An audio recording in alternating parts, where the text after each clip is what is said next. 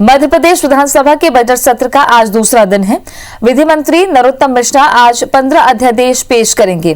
धार्मिक स्वतंत्रता अध्यादेश भी पेश होगा। सदन में दिवंगत नेताओं को सदन में श्रद्धांजलि दी जाएगी।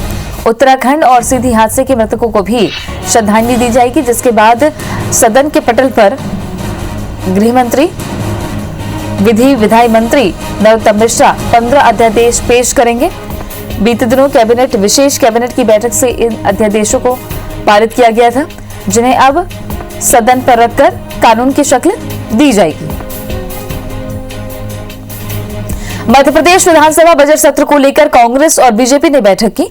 बजट सत्र में सरकार को घेरने पूर्व मुख्यमंत्री कमलनाथ के बंगले पर कांग्रेस विधायक दल की बैठक हुई। इसमें सरकार को घेरने की रणनीति बनी। नेता प्रतिपक्ष कमलनाथ ने कहा कि राज्यपाल के अभिभाषण में न जनहित के मुद्दों का भाव था, न ही महिलाओं पर अत्याचार की बात थी। उन्होंने कहा कि 24 तारीख को राज्यपाल के अभिभाषण पर जवाब दिया जाएगा। वहीं महंगाई, किसान आंदोलन और अन्य मुद्दों पर युवक कांग्रेस 3 मार्च को विधानसभा का घेराव करेगी। दूसरी ओर बजट सत्र पर बीजेपी विधायक दल की भी बैठक हुई। सीएम निवास पर हुई बैठक में सत्ता पक्ष के विधायकों से सीएम शिवराज सिंह चौहान की कई मुद्दों पर चर्चा हुई। गृह मंत्री नरोत्तम मिश्रा ने बताया कि प्रदेश में 22,000 ग्राम पंचायतों में खेल के लिए स्टेडियम का निर्माण किया जाएगा।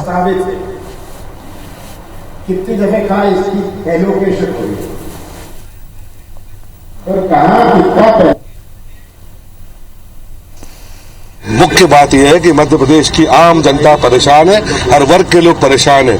हमारा नौजवान बेरोजगार, हमारा किसान परेशान, हमारी माँ बहनों बेटियों के साथ में अत्याचार, बलात्कार, तो ये सब मुद्दे हैं और यही मुद्दे विधानसभा में उठेंगे। विधानसभा सत्र में क्योंकि नए विधायक भी चुन गए हैं, तो उनकी क्या भूमिकाएं रहेंगी, आपस में कोऑर्डिनेशन की प्रॉपर्ली और जो चीजें मुद्दों को उठाना है, ये सब चीजें इन पर गतिविधियों पर चर्चा हुई है। कई विषयों पर सारगर्भित चर्चा भी हुई है। आज ये भी तय हुआ कि 22,000 ग्राम पंचायतों के अंदर खेल के मैदान का निर्माण कराया जाए। विधायकों की मांग काफी थी।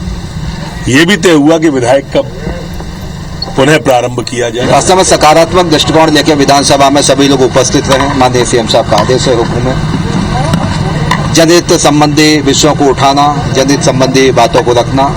बजट जो आज अभिभाषण हुआ माननीय राज्यपाल महोदय का, उन सब विषयों पे विधायकों को, माननीय नरोत्तम मिश्रा जी को, संसदीय कार्य मंत्री जी को कहा है कि सभी को मटेरियल देना।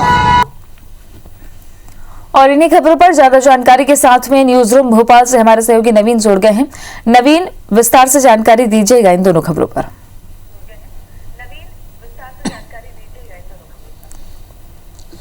देखिए, मध्य प्रदेश में विधानसभा सत्र की शुरुआत हो चुकी है। बजट सत्र का आज दूसरा बेहद अहम दिन है। हालांकि जो पहले दिन राज्यपाल का अभिभाषण हुआ, उसको लेकर कांग्रेस ने काफी सवाल खड़े किए। कमलनाथ ने ये कहा कि जब राज्यपाल का अभिभाषण चल रहा था, उसके बाद कमलनाथ ने कहा, नेता प्रतिपक्ष होने के नाते, कि राज्यपाल ने इतने बार प्रधानमंत्री नरेंद्र मोदी का नाम लिया, वो समझ नहीं पा रहे थे कि वो मध्य प्रदेश की विधानसभा में है या देश की लोकसभा में है। तो इस तरीके से तकरार लगातार जारी है। पहले दिन ही तेवर कांग्रेस ने दिखा दिए हैं। कांग्रेस ने पहले दिन सत्र की शुरुआत साइकिल चलाकर विधायकों के पहुंचने से शुरू की है और कांग्रेस ने विरोध किया है। मध्य प्रदेश के अलग अलग हिस्सों में 100 रुपए से ज्यादा तेल की कीमत पहुंच चुकी है, उसको लेकर नाराजगी जताई है, विरोध दर्ज कराया है और ये उम्मीद की है, ये मांग भी की है कि उनके प्रदर्शन से, शायद उनकी खिलाफत करने से मध्य प्रदेश की सरकार कुछ समझेगी और जो वैट टैक्सेस हैं वो कम करेगी।